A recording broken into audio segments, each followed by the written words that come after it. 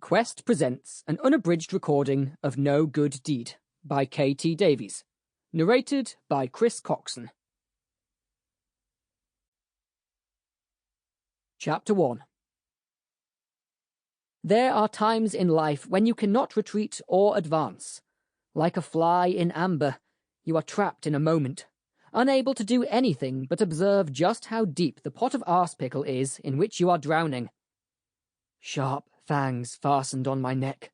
Pain flared, the fire in me died, and the world spun into frozen darkness and dragged me down.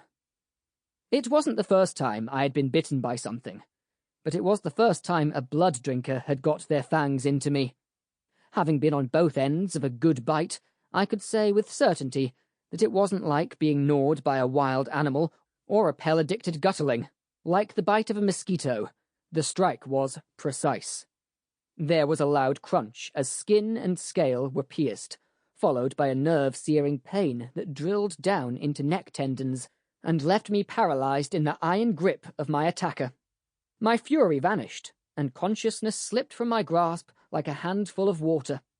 So this was how I ended, not as I had expected with a bang, but a whimper. Despite the hot suns beating down, the courtyard was airy. Draped across the shuttered houses, magenta bougainvillea flowers glowed in the fierce light. In the center of the deserted square, a fountain in the shape of a dragon spewed a stream of diamond-bright water.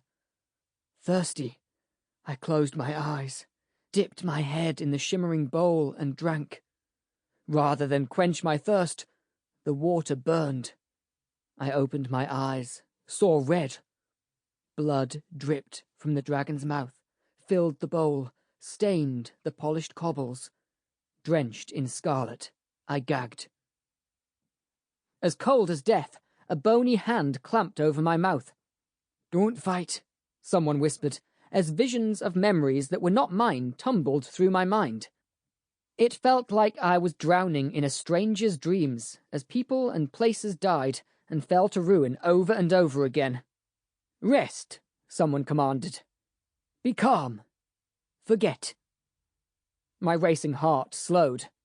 The hard edge of the waking world crashed through the walls of my dreaming mind, and the strange memories faded like mist in sun's light. I opened my eyes and saw Effie and Swan. They were wrapped in each other's arms, and although they looked pensive, they seemed less terrified than when I was about to burn their house down, something which, on reflection, was a little rude of me. Sample complete. Ready to continue?